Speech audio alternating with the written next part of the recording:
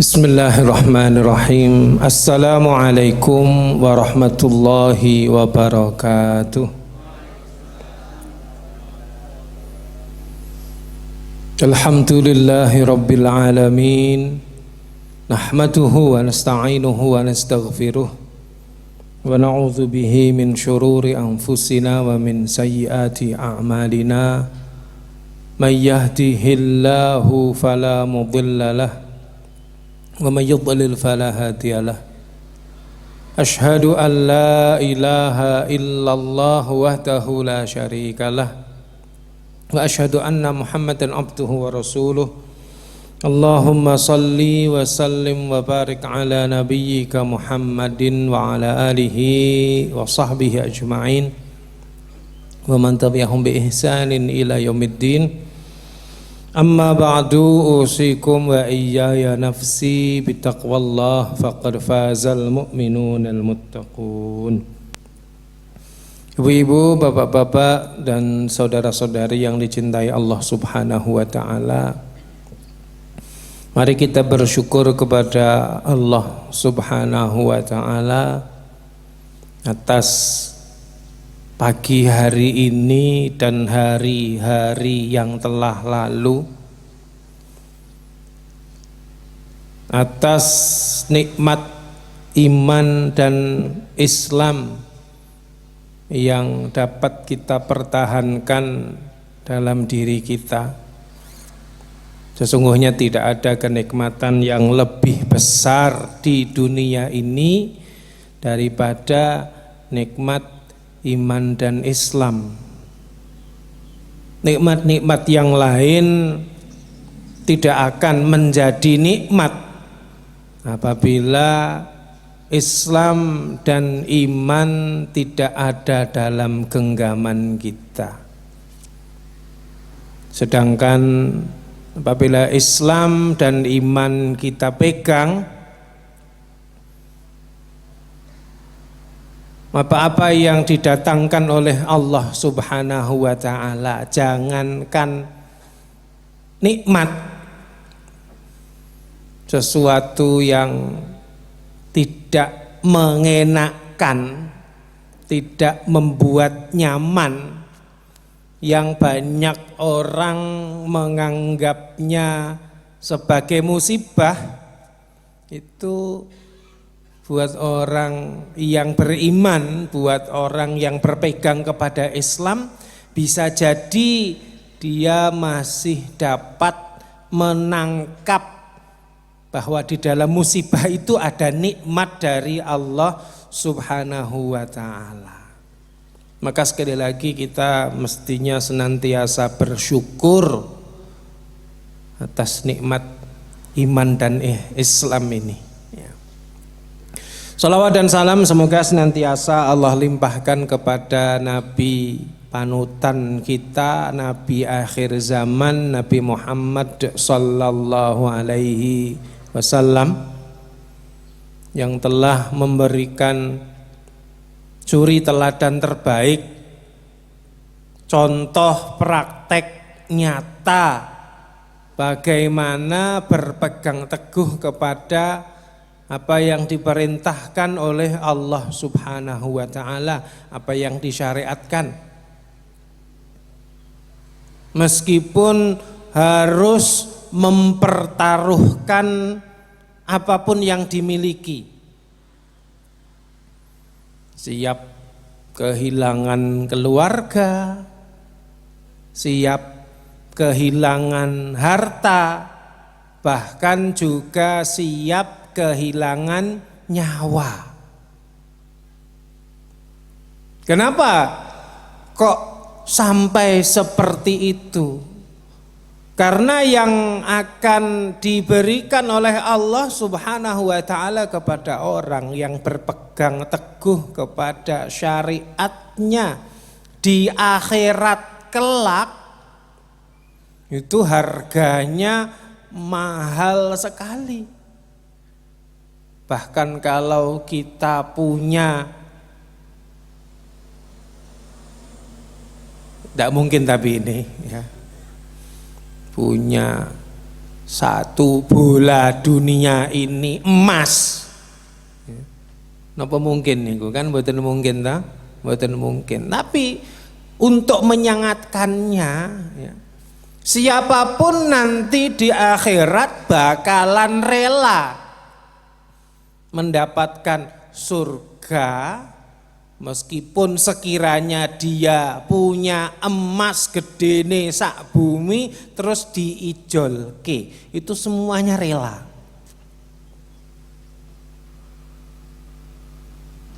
Sekarang kenapa kok rasa iki wae ya, jenenge dudu ujian nanti ya. Kalau sekarang kita punya emas berapa kilo?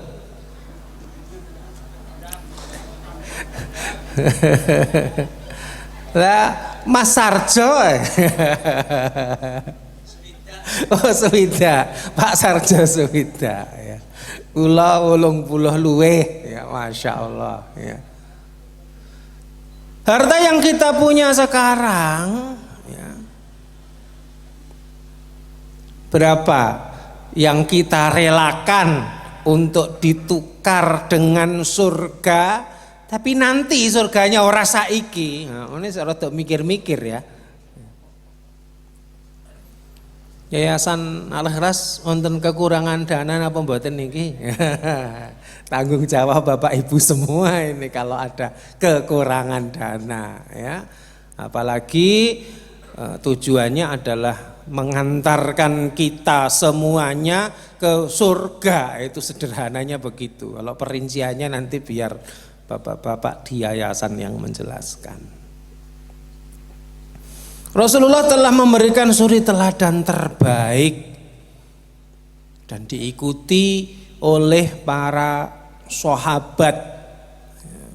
Yang berada di garis depan adalah Al-Khulafa Ar-Rasyidun, Abu Bakar, Umar, Uthman, Ali radhiyallahu anhum ajma'in. Mereka juga sama seperti Rasulullah, siap kehilangan apapun yang mereka miliki karena mereka mengerti bahwa apa yang mereka miliki, apa yang mereka pegang sejatinya itu milik Allah. Kita diuji oleh Allah, apakah kita mau mentasarufkannya di jalan Allah atau tidak.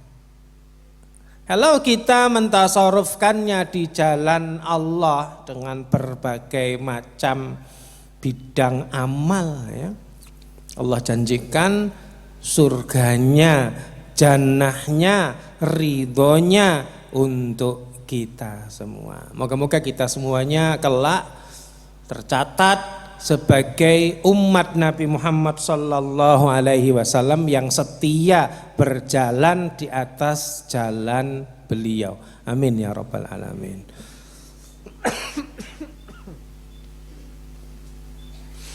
Ibu-ibu, bapak-bapak dan saudara-saudari yang dicintai Allah Subhanahu wa taala,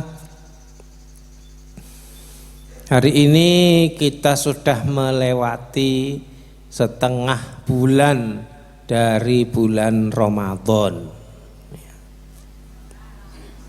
Loh, melewati setengah, oh iya ding, Syawal ding, setengah bulan setelah Ramadan, maksudnya begitu sebenarnya ya.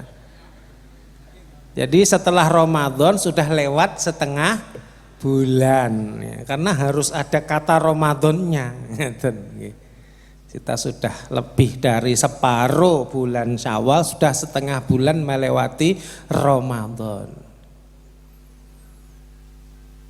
Dampak positif dari Ramadan apakah masih kita rasakan? Seharusnya, seharusnya.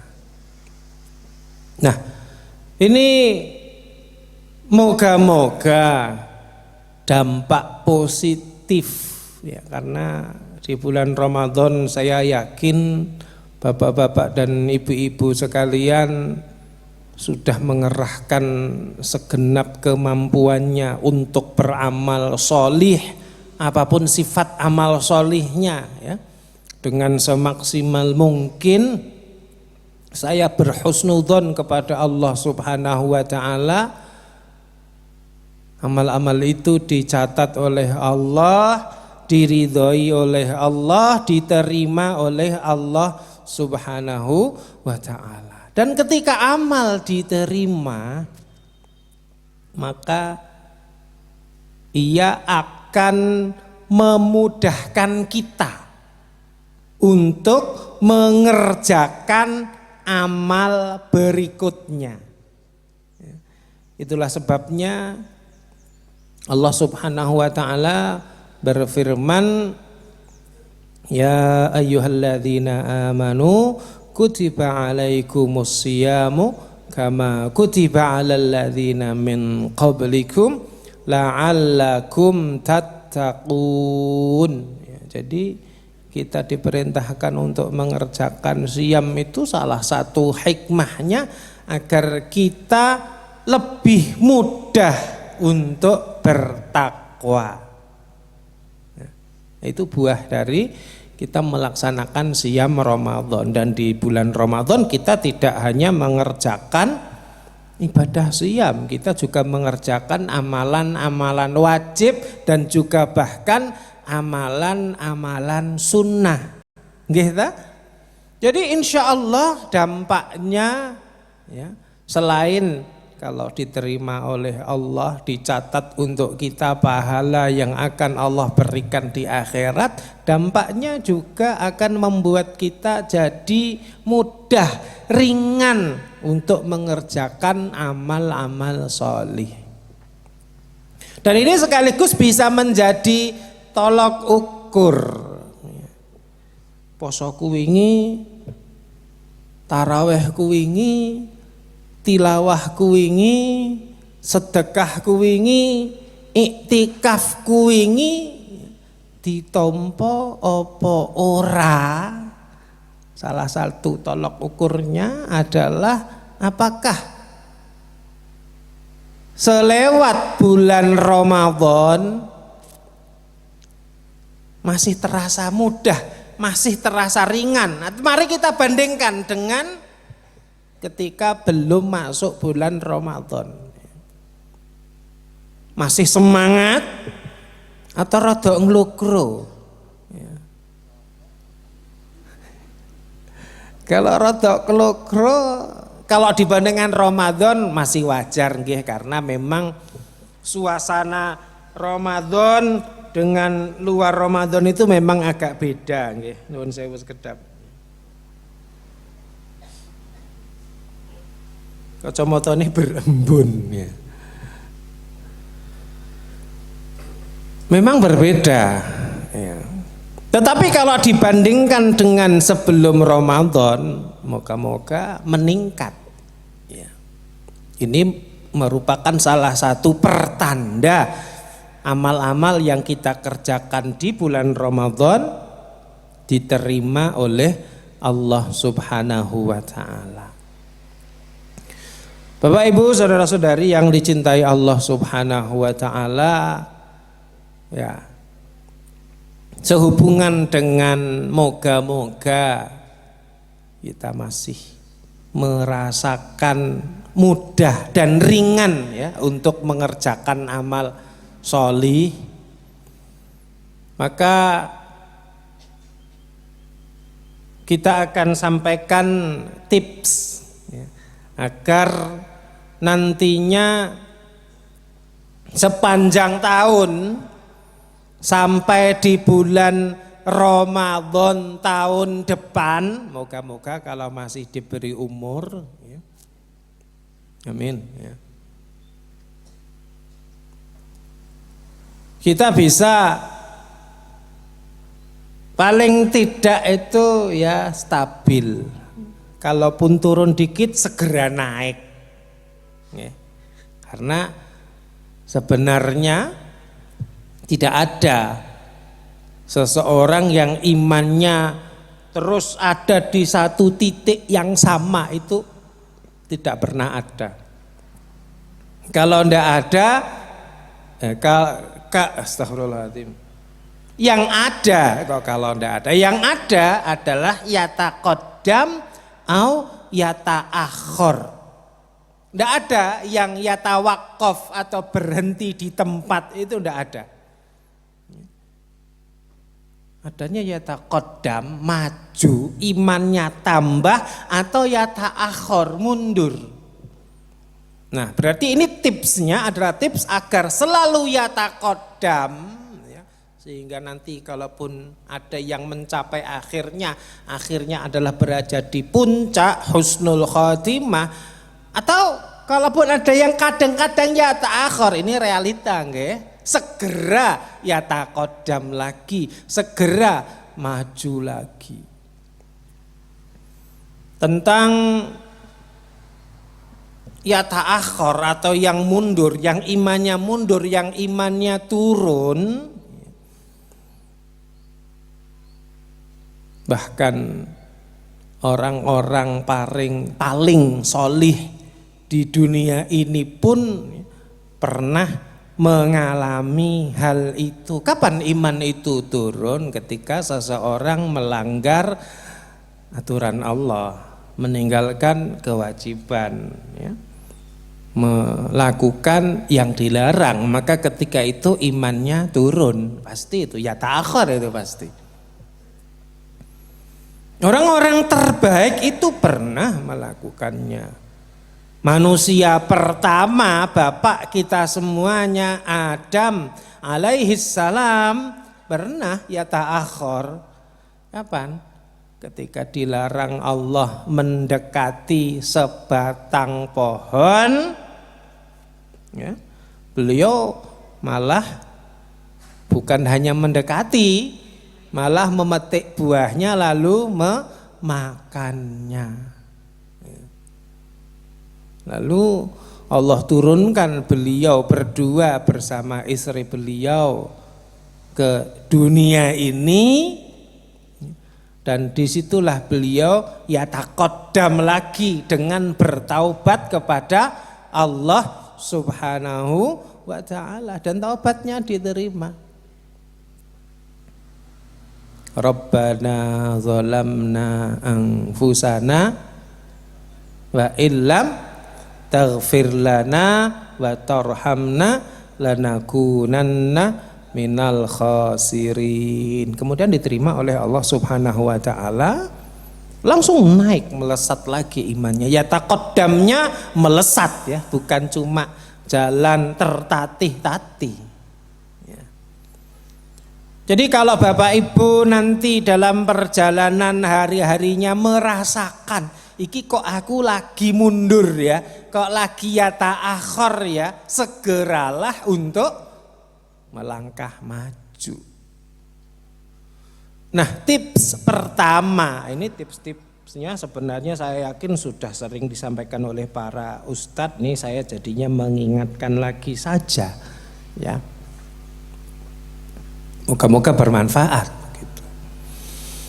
Tips yang pertama adalah mari kita senantiasa melakukan muhasabah. Nggih. Oh, urung-urung wis muhasabah toh Ustadz? Iya, karena muhasabah niku napa toh? Hasibu anfusakum qabla antuhasabu. Hitunglah diri kalian sebelum kalian nanti di akhirat akan dihitung, dihisab. Apa sing dihisab? Amal-amal kita, ya. Di akhirat nanti akan dihitung mana yang lebih banyak.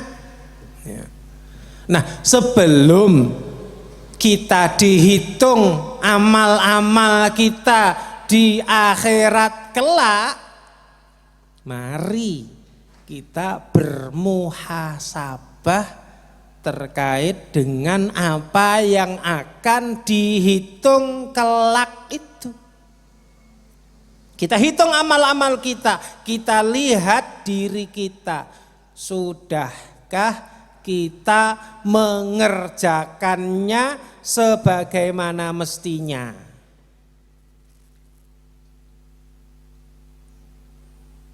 Yang pertama tentu saja sholat. Okay. Karena memang amalan yang akan pertama kali dihisab oleh Allah adalah sholat. Bagaimana sholat kita? Apakah sudah kita kerjakan dengan sebaik-baiknya, dengan khusyuk, dengan mentadabburi semua apa yang kita baca? Atau jangan-jangan sholat kita masih seperti sholate bocah sing durung mudeng ya? Nah, kita muhasabah ini. Rasulullah SAW pernah bersabda, salah seorang di antara kalian sholatnya dapat nilai setengah, ada yang dapat nilai sepertiga, ada yang dapat nilai seperempat, seperlima, sampai beliau menyebut 1/10. Ya. Itu Rasulullah bersabda kepada para sahabat. Para sahabat yang mudeng bahasa Arab, sehingga apapun yang mereka ucapkan dalam sholat itu artinya langsung mereka ngeh.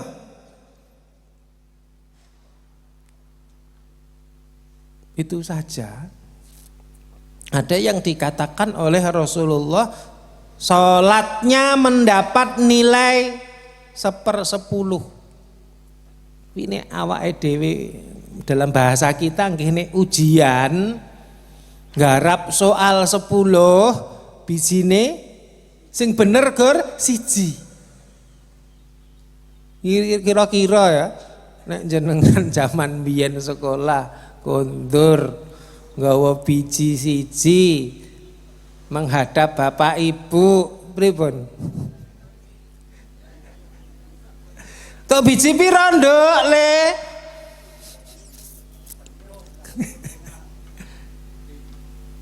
Loh, itu yang paham dapat nilai 1 atau 1/10 lah. Kita yang bacaan sholat kita kadang-kadang nuwun sewu ya, maaf kalau saya lancang, aku ngerti lotat kabeh nggih. Alhamdulillah kalau sudah mengerti semua apa yang dibaca. Ojo-ojo kita ndak ngerti.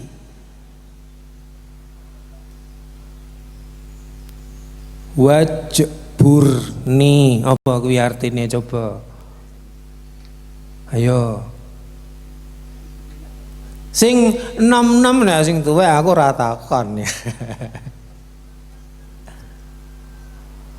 Jangan-jangan kita ndak tahu apa yang kita baca.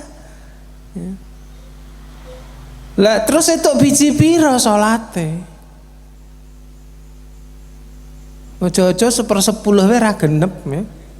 Biji siji ya mergo kemurahan Pak Guru karo Bu Guru gitu.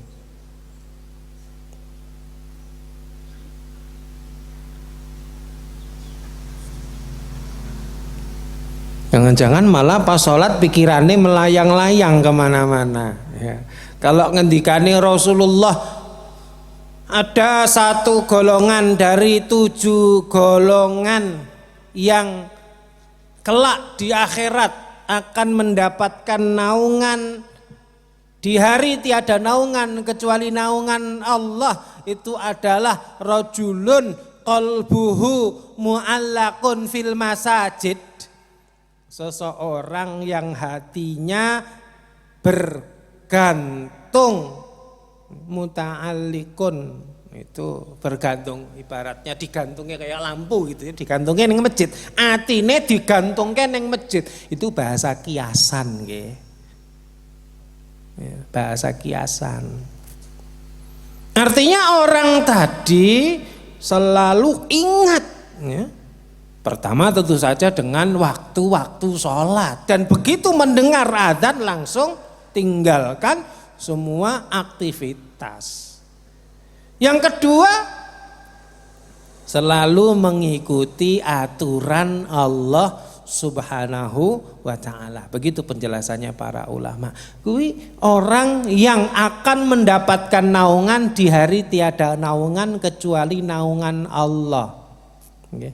Rajulun qalbuhu mu'allaqun fil masajid. Orangnya di kantor, hatinya di masjid. Orangnya di sawah, hatinya di masjid. Orangnya di pasar, hatinya di masjid. Ini orang yang mendapatkan naungan di hari tiada naungan kecuali naungan Allah. Kalau kita, jangan-jangan kita orangnya di masjid, hatinya di pasar. Hatine sik ning kantor. Hatine sik ning dalan.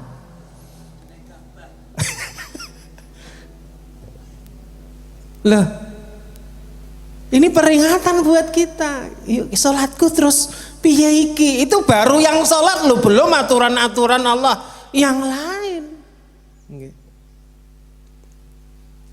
Jangan-jangan kita wingi-wingi rumangsa weh kuwi aku kuwi sing disebut Rasulullah qalbuhu mu'allaqun fil masajid kuwi ya. Lah tibake bareng ning masjid atine sik ora digawa ya. Kok pasar toh krungu adzan budal ning masjid atine ditinggal ning pasar ya. Astagfirullahaladzim. Ini muhasabah ini. Ya. Hasibu anfusakum qabla an tuhasabu. Ya ayyuhalladzina amanu taqullaha wal tanzur nafsum ma qaddamat lighad wattaqullah. Nah, ini kalau kita perhatikan menarik ini ayat ini. Ini ayat yang sering dibacakan oleh para ulama ketika menjelaskan tentang muhasabah. Karena memang muhasabah itu kan hubungannya dengan persiapan menuju hari esok. Persiapan bawa bekal apa untuk acara besok. Acarane apa? Acarane ning akhirat. Yang pertama yang dipanggil orang-orang yang beriman. Artinya apa? Secara tidak langsung Allah memberitahukan bahwa yang bisa bermuhasabah kuwi orang yang beriman. Jadi kalau kita merasa beriman, punya iman sesedikit apapun, sejatinya kita ada potensi untuk dapat bermuhasabah. Gur gelem apa ora. Yang kedua, sebelum Allah Subhanahu wa ta'ala memerintahkan kita untuk bermuhasabah, Allah perintahkan kita, Allah ingatkan kita untuk bertakwa kepada Allah. Ya ayyuhalladzina amanu ittaqullaha. Bertakwalah kalian kepada Allah. Takwa kuwi apa toh? Takwa kuwi kalau dalam bahasa Arab berasal dari waqayaqi, artinya menjaga. Ittaqo itu asalnya iutaqo, wawunya berubah menjadi tak sehingga taknya menjadi dua. Ittaqo artinya menjaga diri. Menjaga diri berkaitan dengan Allah. Apa yang harus kita jaga sehubungan dengan Allah? Apa? Azabnya. Yang paling umum ini azabnya. Manusia pasti takut, azabnya. Baik azab di dunia, apalagi azab di akhirat. Atau dibalik, azab di akhirat dan juga azab di dunia. Ya ora apa-apa sih, ya tergantung kekuatan iman kita. Kemudian sebenarnya yang perlu kita takutkan juga bukan hanya azab Allah, jauh sebelum azab Allah yang harus kita takuti adalah kalau kita ditinggal oleh Allah. Kalau kita diserahkan oleh Allah Subhanahu wa taala kepada diri kita sendiri. Di antara doa yang seyogyanya kita baca, Allahumma alhimni rushdi wa qini syarra nafsi wa la takilni ila nafsi tarfata ainin. Ya Allah, ilhamkanlah kepadaku petunjuk. Allahumma alhimni rushdi wa qini syarra nafsi, dan jagalah aku dari kejahatan diriku. Wala takilni ila nafsi, dan jangan engkau tinggalkan aku, jangan engkau pasrahkan atau serahkan diriku kepada diriku sendiri. Tarfata ainin, meskipun hanya sekejap mata. Kenapa kok kita diajari untuk meminta perlindungan? Jangan sampai kita dibiarkan oleh Allah Subhanahu wa taala, ditinggalkan oleh Allah Subhanahu wa taala. Karena pasti kita akan jadi zalim kepada diri kita sendiri. Kuwi wis rumuse ngono kuwi mesti. Ora bakal ora. Saya kira kita semuanya punya pengalaman bagaimana entah itu sesaat dua saat kita dikuasai oleh hawa nafsu kita ditinggal oleh Allah Subhanahu wa taala sehingga kita melanggar aturan-aturan Allah, sehingga kita berbuat zalim kepada diri kita sendiri, merugikan diri kita sendiri. Pasti semua pernah punya pengalaman itu. Ustadz kok sok tahu? Enggak, saya bukan sok tahu. Karena memang tidak ada manusia yang maksum. Yang maksum itu cuma Rasulullah Sallallahu Alaihi Wasallam. Untuk umatnya Nabi Muhammad SAW ini hanya beliau yang maksum, lainnya nggak ada yang maksum. Pasti semuanya pernah dikuasai oleh hawa nafsunya, meskipun cuma beberapa saat. Lalu dia segera menyadari, lalu dia segera bertaubat kepada Allah Subhanahu wa taala. Jadi ini tips yang pertama, muhasabah, ya, harus selalu dilakukan muhasabah terkait dengan amal-amal yang kita kerjakan. Tadi baru saya contohkan sholat, kita evaluasi sholat kita sudah seyogyanya atau belum. Kalau belum ya ditambal dengan mengerjakan sholat sunnah dan amalan-amalan sunnah yang lain. Karena memang fungsi amalan sunnah itu adalah untuk menambal amalan wajib yang kita mengerjakannya ono rusak-rusake. Ya, ditambalnya dengan amalan sunnah. Ndak, kalau misalnya nanti kita pas menghadap Allah ono bolong-bolonge, urung sempat terjahit, pripun Ustadz? Disitulah wilayah kita mengharapkan rahmat Allah. Dengan rahmat Allah, nah tadi tafsiran wajburni, ya, salah satunya adalah agar Allah menutupi, ya, kekurangan dari apa yang kita kerjakan. Tapi kita usaha harus maksimal dulu, ora ujuk-ujuk langsung wajburni. Krungu adzan engkosek lho kok wajburni ujuk-ujuk. Ya.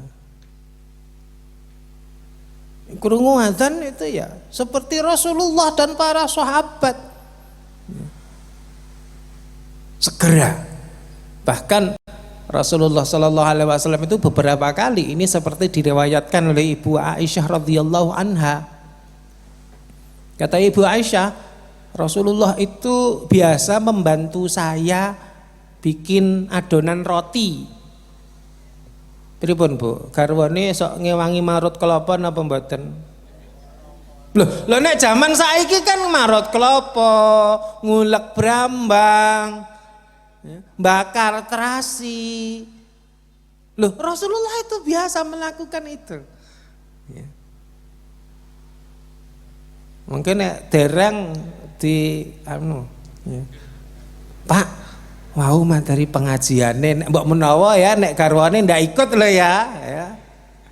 Atau bapak-bapake yang garwane ikut bune tibake tadi materine bapak iki kudune sok-sok ya ora bendina, nek bendina dadi chef nanti. Sok-sok ya ngewangi ngulek brambang. Lu Rasulullah biasa itu. Ya, kata Ibu Aisyah di hadis itu, Rasulullah itu biasa membantu saya bikin adonan roti sambil bercanda. Begitu terdengar adzan, langsung wajah beliau berubah menjadi seperti orang yang tidak kenal sama aku. Loh, Ibu Aisyah ngomong begitu. Jadi langsung tinggal prung, siap-siap sholat. Kayak orang kenal. Kenapa? Karena yang lebih dicintai sudah memanggil. Siapa yang paling dicintai oleh Rasulullah? Tentu saja Allah Subhanahu wa ta'ala. Ora kok malah buke ulek-ulek krungu adzan nginceng bapake sik nyekel HP-ne miring. Pak, sik nonton napa to? Sik to bune. Padahal maksudnya ibuke tadi, Pak sik nonton apa itu maksudnya Pak wis adzan. Karepe jane ya. Ning bapake sosok tok-tok ora paham. Kualitas sholat kita itu ya dimulai dari sejak adzan, sejak terdengar adzan. Itu. Bahkan Sa'id bin Musayyib, salah seorang tabi'in yang soleh, tabi'in itu muridnya sahabat. Beliau menyatakan bahwa aku tidak pernah selama 40 tahun, aku tidak pernah 40 20 kok saya agak lupa nggih. Astagfirullahaladzim. Aku tidak pernah mendengar azan kecuali aku sudah di masjid. Masya. Padahal beliau bukan muadzin. Ojo kondo aku ya tapi jenengan muadzin kok ya. Beda ya. Ini bukan muadzin, tapi beliau tidak pernah mendengar azan kecuali sudah di masjid. Kecuali sekali saja kata beliau, ketika ibu saya memerintahkan saya untuk melakukan sesuatu sehingga itu saya kerjakan sampai melewati waktu azan. Guru pisan tok. Masya Allah. Itu Sa'id bin Musayyib. Ya, jadi yang pertama itu ya muhasabah. Ya. Yang kedua tadi sudah saya isyaratkan bahwa keadaan iman kita itu tidak pernah ada yang statis tetap. Kemungkinannya meningkat, naik, ya taqaddam, atau turun, ya ta'akhir, mundur. Maka begitu kita menyadari keadaan kita sedang turun, istighfar. Nomor 2 ini istighfar. Jadi 1 tadi muhasabah, yang kedua ini istighfar. Dan istighfar ini terutama adalah di waktu-waktu sahur. Di wingi Ramadan kan kulino sahur. Biasane nek wis kulino sahur, Walaupun mungkin kemarin-kemarin tidak terbiasa bangun di sepertiga malam, neng nek wis dikulinakne sahur, biasanya setengah jam sadurunge subuh mesti wis melek. Mergo wis dikulinake di bulan Ramadan. Iki mumpung lagi lewat setengah bulan,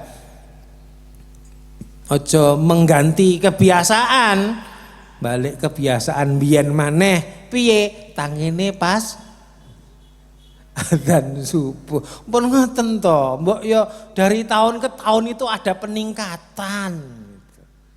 Nah, peningkatannya apa? Peningkatannya biar kita menjadi orang yang disebut oleh Allah di dalam surah Adz-Dzariyat ayat yang ke-18. Kita topik 18 nggih. Al-Hasyr 18. Wal tangzur nafsum ma qaddamat lighad, ya. Adz-Dzariyat 18 napa niku? Wabil ashari hum yastaghfirun. Dan orang-orang yang pada waktu sahur mereka banyak-banyak beristighfar, ya. Nah, kalau ibu-ibu, karena biasanya ibu-ibu bangunnya kan lebih cepat daripada bapak-bapak karena harus menyiapkan hidangan sahur, ya nyetek rice cooker, ya ngenget sayur, nggih ta? Nah, ini berarti sudah menjadi keistimewaan ibu-ibu nek bangunnya mungkin bukan hanya 20 menit atau 30 menit sebelum subuh, tetapi bahkan bisa jadi 1 jam sebelumnya. Ini juga kebiasaannya jangan diganti, Bu. Kebiasaan bangunnya tadi loh. Tinggal apa yang dilakukan di jam itu yang diganti. Nek biasa dinyetekke rice cooker, ya nyetekke ra apa-apa nggo sarapan, ya. Habis itu segera kerjakan sholat malam, ya, qiyamul lail atau tahajud, monggo. Nah, istilahnya itu beda istilah saja sebenarnya. Okay. Abdullah bin Umar radhiyallahu anhuma, putrane sahabat Umar bin Khattab yang terkenal paling ahli ibadah di antara para sahabat. Apa wae sing dilakukan Rasulullah itu ditiru, ya. Sampai hal-hal yang tidak logis pun ditiru, ya. Rasulullah nuntun unta, beliau juga nonton unta, ya.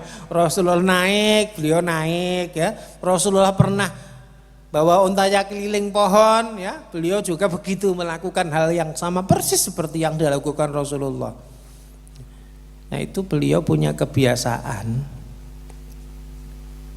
Kalau sudah bangun malam dari tidur, beliau mengerjakan sholat 2 rakaat salam, 2 rakaat salam, 2 rakaat salam. Kalau sudah capek, nanya sama budaknya, ki wis wayahe sahur apa durung? Ya, jadi sahur itu kan sebenarnya waktu, nggih, bukan makan, ya. Wis sahur apa urung, itu maksudnya nek bahasa kita nggih, wis mangan sahur apa mangan di waktu sahur atau belum, kita nah begitu, ya. Jadi sebenarnya itu waktu, wabil ashari, dan pada waktu-waktu sahur. Wis sahur apa durung, ya. Budaknya menjawab, dereng. Sholat lagi 2 rakaat salam, 2 rakaat salam, 2 rakaat salam sampai capek. Kalau sudah capek, nanya lagi, sudah waktu sahur atau belum? Dereng. Sholat lagi 2. Loh, itu ya ora kok ngapusi, memang betul-betul belum masuk waktu sahur. Wes mlebu waktu sahur apa durung? Sampun. Nah, kalau sudah dijawab sampun, beliau tidak sholat. Beliau ya kalaupun sholat witir, karena sholat malam itu ditutup dengan sholat witir, bisa 3 rakaat, bisa 1 rakaat. Lalu beliau duduk sampai waktu subuh tiba, memohon ampun kepada Allah Subhanahu wa taala, membaca istighfar. Untuk orang-orang yang sholih, orang-orang spesial, orang-orang yang imannya kuat itu terkadang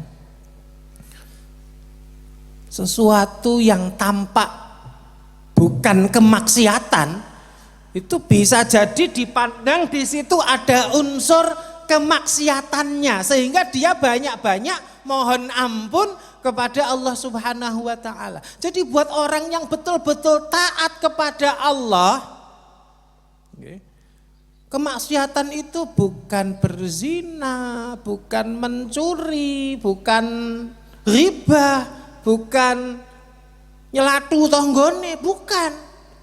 Loh, kemaksiatan itu apa? Kemaksiatan itu mau pas sholat tiba-tiba kelingan sesuatu. Ini kemaksiatan.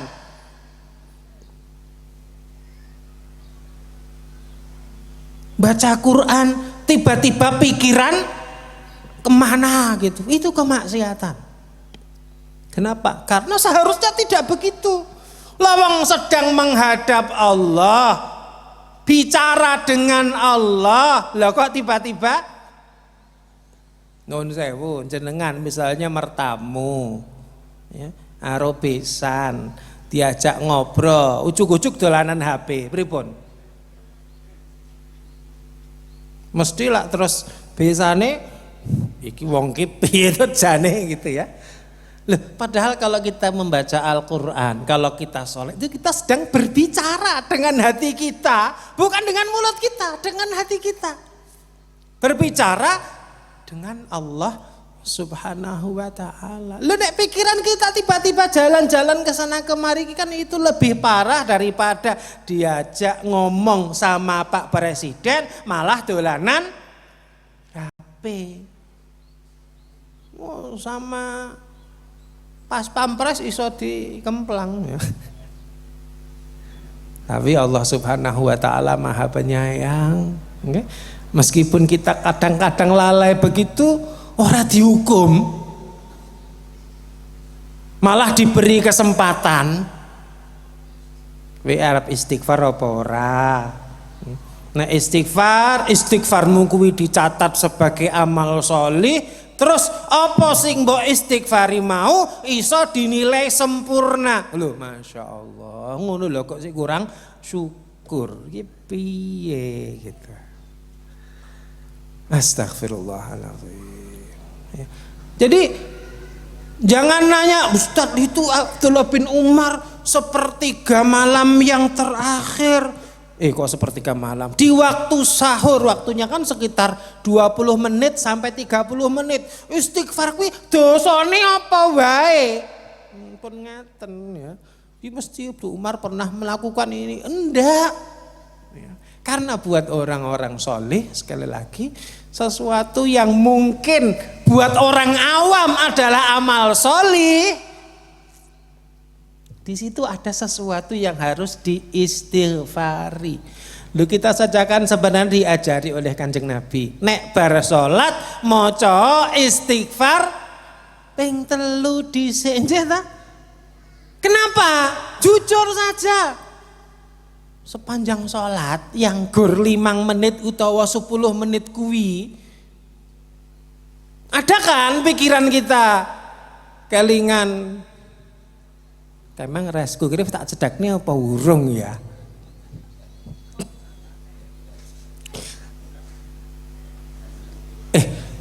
Setrikane mau wis tak cabut apa urung ya? Bapak-bapak lu kandangnya wedhus mau wis tak tutup urung, aja-aja urung kok ucul. Nggih, Mbak, manusiawi itu manusiawi ya. Makanya karena Nabi diberitahu oleh Allah, ini saking sayangnya Allah sama kita. Setelah kita mengerjakan sholat yang mbuh bijine piro, maca istighfar ping 3 wis sak kurang-kurange ya. Astaghfirullahaladzim gitu, okay? Nah, setelah itu dilanjutkan dengan zikir-zikir yang moga-moga zikir-zikir tadi tentu saja menyempurnakan sholat kita yang nilainya kurang ya. Jadi istighfar nih yang nomor 2 ya. Yang ketiga,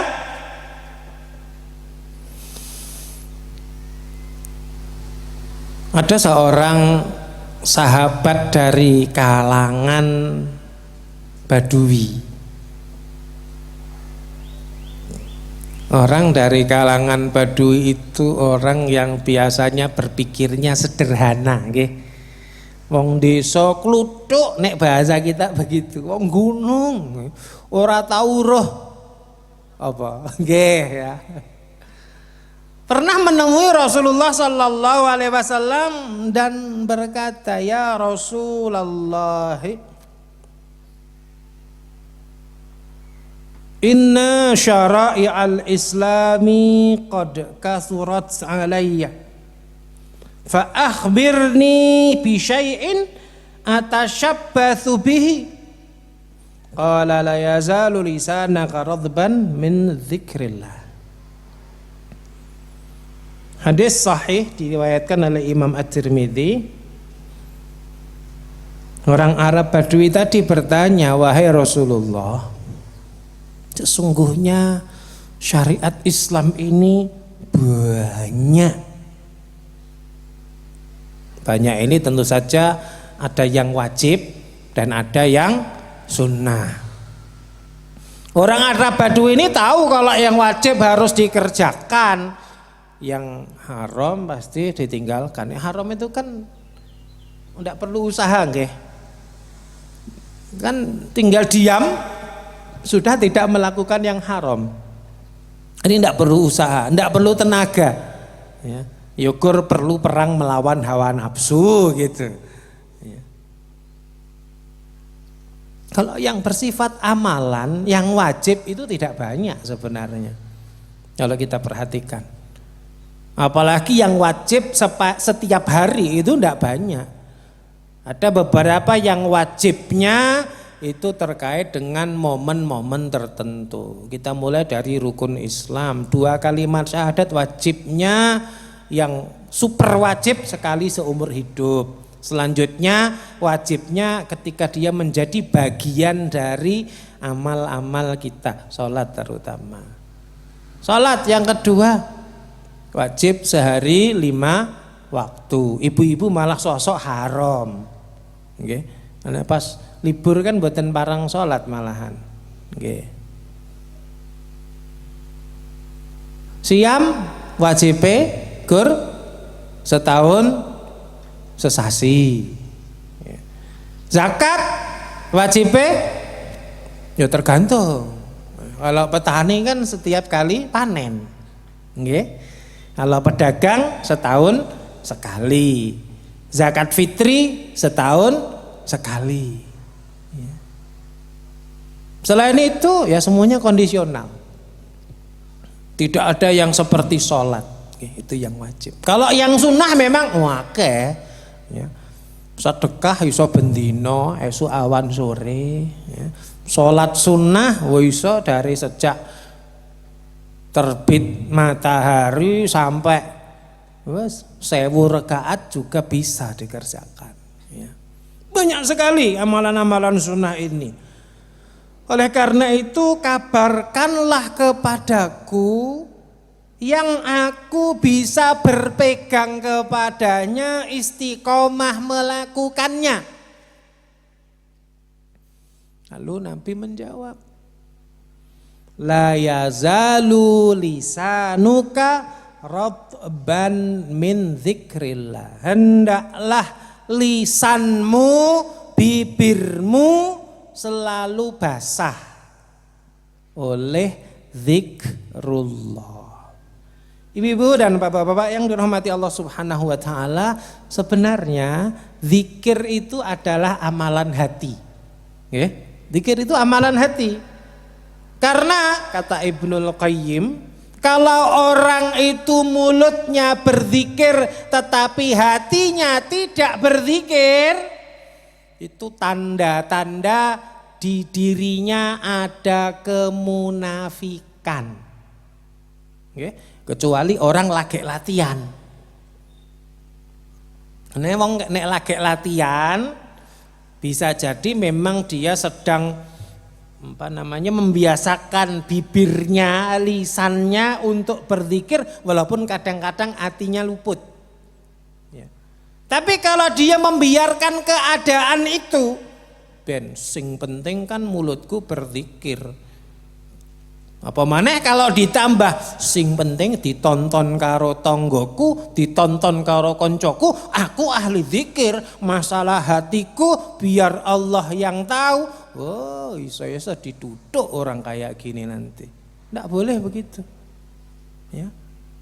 Itu bisa menjadi bibit kemunafikan yang kalau dipelihara bisa jadi tambah besar, kalau sudah besar bisa seperti Abdullah bin Ubay bin Salul yang kata Allah tempatnya nanti di neraka, bahkan fit darkil asfali minan nar. Ya. Maka kalau kita bibir berzikir, upayakan hati juga berzikir. Zikirnya apa toh? Cari maknanya. Dengarkan kajian atau penjelasan dari para ulama terkait dengan makna zikir yang sedang kita lazimi, yang kita sedang sering baca. Jenengan zikirin apa? Kan ini bebas ya. Zikir itu kan ada yang mutlak, ada yang muqayyad. Mutlak itu bebas, muqayyad itu terikat. Nah kalau kita ba'da sholat itu kan ada bacaan-bacaan zikir yang terikat, yang bacaannya kudu kuwi, hitungane ya kudu kuwi. Engko nek wis bar arep maca sing ngendi bebas, ping pira bebas. Ya, jadi ada yang mutlak, ada yang muqayyad, ya, ada yang bebas, ada yang terikat. Nah, ketika Rasulullah mengajari kita agar membaca tasbih 33 kali, tidak usah diprotes. Nek kula 100 pripun ora usah gaya. Ya. Yang ba'da sholat yang kita diajari untuk hitungan tertentu, ya kita baca hitungan tertentu. Setelah itu nek arep maca ping 1000 bebas. Jadi boleh Ustaz ya. Saya melazimi zikir la ilaha illallah 1000 kali setiap hari. Boleh? Silakan. Bawalah counter nih kalau ceklik-ceklik nih kalau ya. Saat ini kan tasbih digital ya, ceklik-ceklik apa di demek-demek enten terus ongkone bertambah nih Kak. Boleh ya. Bebas ya. Ketika memang itu waktu dan tempatnya bebas. Tetapi kalau untuk tempat dan waktu tertentu ya kita baca yang tertentu gitu.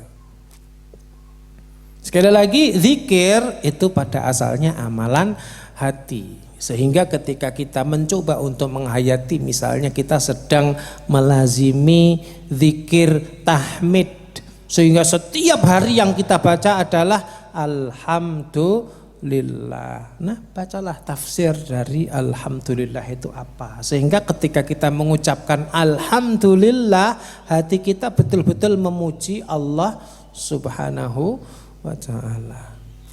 Satu hari kita melazimi zikir tasbih subhanallah.